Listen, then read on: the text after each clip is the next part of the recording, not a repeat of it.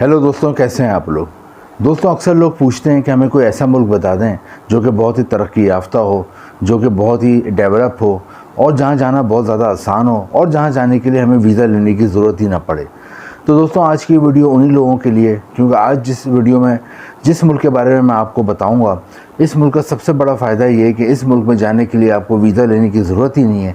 और दूसरा, इस मुल्क का सबसे बड़ा फ़ायदा ये है कि अगर आपको इस मुल्क की जो शहरियत है वो मिल जाती है, जो कि 2 साल के अंदर अंदर आप हासिल कर सकते हैं, तो फिर आप USA, अमेरिका, जो दुनिया का सबसे ताकतवर तरीन मुल्क है, वहाँ पर भी आप बग़ैर वीज़ा के जा सकते हैं। जी हाँ दोस्तों, जिस मुल्क के बारे में मैं आज आपको बताऊँगा, इस मुल्क की खासियत ये है कि इस मुल्क की अगर आपको शहरियत हासिल करने, जो कि 3 तरीके हैं जिसके ज़रिए आप इस मुल्क की शहरियत हासिल कर सकते हैं, तो फिर आप USA, अमेरिका भी बग़ैर वीज़े के जा सकते हैं। और उसके अलावा दुनिया के मज़ीद 142 मुल्क, 142 कंट्रीज़ में आप बग़ैर वीज़े के जा सकते हैं। ये सबसे बड़ा फ़ायदा है। दोस्तों, जैसा कि मैंने शुरू में बताया, इस मुल्क में जाने के लिए वीज़ा लेने की ज़रूरत ही नहीं है, बल्कि आज की इस वीडियो में आपको बताऊंगा कि आपके पास 2-3 क्या डॉक्यूमेंट्स होने चाहिए जिसके ज़रिए आप इस मुल्क में जा सकते हैं। और फिर जैसा कि मैंने आपको बताया कि इस मुल्क में आप चले जाते हैं और वहाँ पर जाके आप 2 साल के अंदर अंदर इस मुल्क की शहरियत हासिल कर सकते हैं। तो वो कौन से 3 तरीके हैं जिसके ज़रिए आप 2 साल के अंदर इस मुल्क की शहरियत हासिल कर सकते हैं।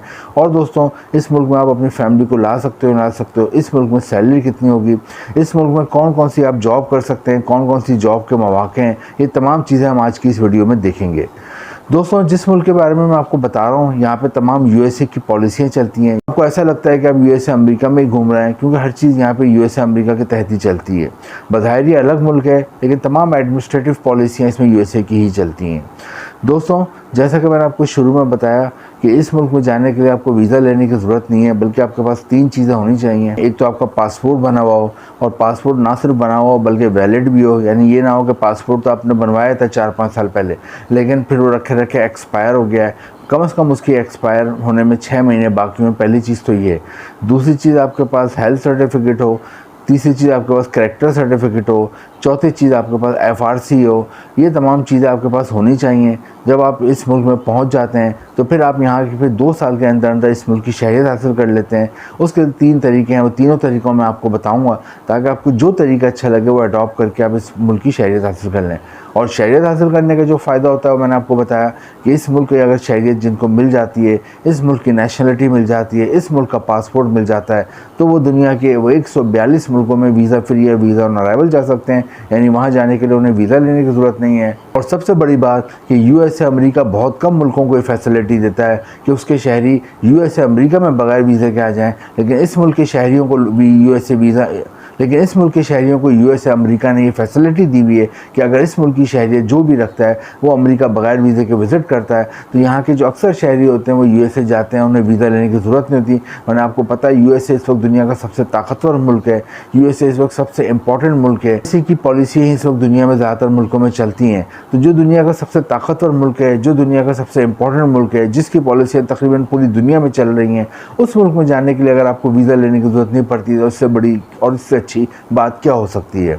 दोस्तों, अब मैं आपको 3 तरीके बताता हूँ जिसके ज़रिए आप माइक्रोनेशिया की शहरियत हासिल कर सकते हैं। क्योंकि यहाँ पे जाने का जो मकसद होता है लोगों का, वो यही होता है कि जल्द से जल्द यहाँ की शहरियत हासिल की जाए और फिर वो दुनिया के 142 मुल्कों में और USA, अमेरिका में भी बग़ैर वीज़ा जा सकें।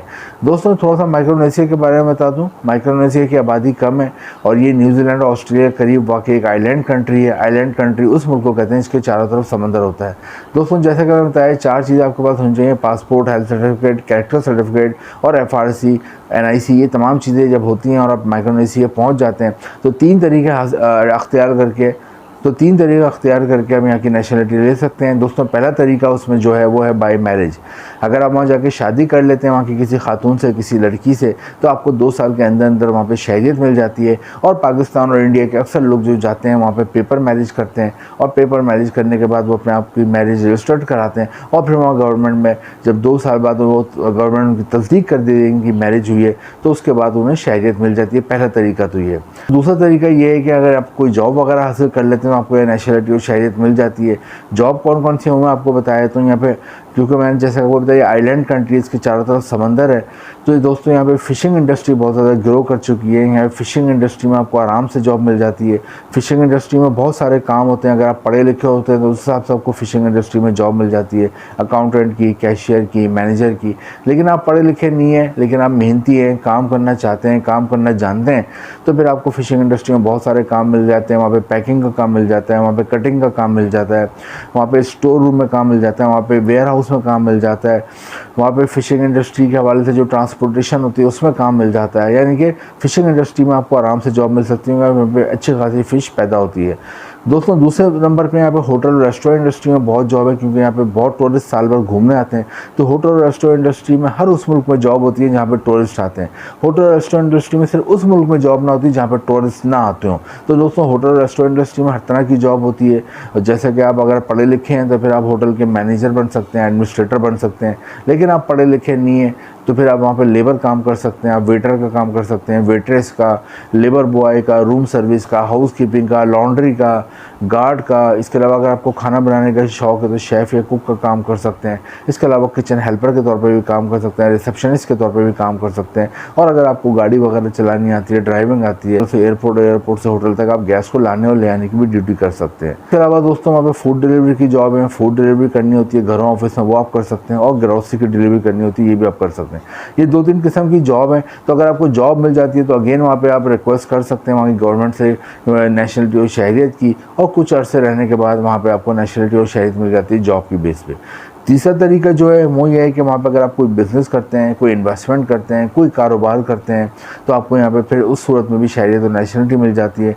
और बिज़नेस या कारोबार करने के ज़रूरी नहीं है कि आपके पास करोड़ों रुपए हों, आपको अरबों रुपए हों, बल्कि कोई छोटा सा भी आप बिज़नेस करते हैं और वहाँ पर आप गवर्नमेंट को ये अपना बिज़नेस रजिस्टर्ड कराते हैं और तकरीबन $35 से बिज़नेस की रजिस्ट्रेशन हो जाती है, वो आप कराते हैं। और उसके बाद गवर्नमेंट को रिक्वेस्ट देते हैं कि मैं यहाँ बिज़नेस कर रहा हूँ और यहाँ पर मैं इन्वेस्टमेंट कर रहा हूँ, तो उसके बाद गवर्नमेंट तस्दीक करती है और उसके बाद भी आपको वहाँ पर नेशनलिटी और शहरियत मिल जाती है। तीसरा तरीका है। तो ये 3 तरीके हैं जिसके ज़रिए आप माइक्रोनेशिया की नेशनलिटी और शहरियत हासिल कर लेते हैं। और इन तीनों तरीक़ों के बाद जो भी आपको अच्छा लगे अडॉप्ट करके आप नेशनलिटी और शहरियत लेते हैं, तो आपको सबसे बड़ा फ़ायदा होता है शहरियत और नेशनलिटी मिलने का। आपको दुनिया के 142 मुल्कों में वीज़ा फ्री या वीज़ा ऑन अराइवल जा सकते हैं। और उनमें भी सबसे बड़ा फ़ायदा है कि US अमेरिका ने इस मुल्क के लोगों को अलाउ किया हुआ है कि वो बग़ैर वीज़ा US अमेरिका जाते हैं। तो बहुत से लोग यहाँ से फिर US अमेरिका ट्रैवल करते हैं और उन्हें वीज़ा लेने की ज़रूरत नहीं होती। माइक्रोनेशिया में करेंसी डॉलर चलती है और यहाँ पर तनख्वाह मिलती है पाकिस्तानी रुपीज़ के हिसाब से 2 लाख रुपये और इंडियन रुपीज़ के साथ तकरीबन 1 लाख रुपये माहाना तनख्वाह मिलती है। यहाँ का एजुकेशन सिस्टम बहुत अच्छा है, यहाँ का मेडिकल सिस्टम बहुत अच्छा है, यहाँ का ट्रांसपोर्ट सिस्टम बहुत अच्छा है, यहाँ के लोग बहुत कोऑपरेटिव हैं, यहाँ के लोग बहुत फ्रेंडली हैं। यहाँ पे आपको हर मज़हब के, हर शक्ल के, हर रंग के लोग मिलेंगे और सब बड़ी मोहब्बत से एक दूसरे के साथ रहते हैं, एक दूसरे के साथ कोऑपरेट करते हैं, खुले दिल से एक दूसरे को वेलकम करते हैं। यहाँ पे आपको जो यहाँ के मुकामी नेशनलिटी होल्डर होते हैं वो फॉरेनर्स को बड़े खुले दिल से वेलकम करते हैं। तो दोस्तों माइक्रोनेशिया एक बहुत अच्छा ऑप्शन है, ख़ासतौर पर उन लोगों के लिए जिन्हें किसी अच्छे मुल्क का वीज़ा नहीं मिल रहा और वो बाहर जाना चाहते हैं। उनके लिए उन्हें चाहिए कि माइक्रोनेशिया के लिए ट्राई करें। और उन लोगों को भी जो आगे USA अमेरिका जाने की प्लानिंग कर रहे हैं उनके लिए भी माइक्रोनेशिया बहुत अच्छा ऑप्शन है, क्योंकि यहाँ आप चले आते हो, यहाँ पर नेशनलिटी शहरियत ले लेते हो, तो फिर USA अमेरिका जाना आपके लिए आसानी से मुमकिन हो जाता है। वीडियो इन्फॉर्मेटिव लगी है तो लाइक करें, शेयर करें, चैनल को सब्सक्राइब करें। इंपॉर्टेंट लिंक नीचे डिस्क्रिप्शन में है। Thank you.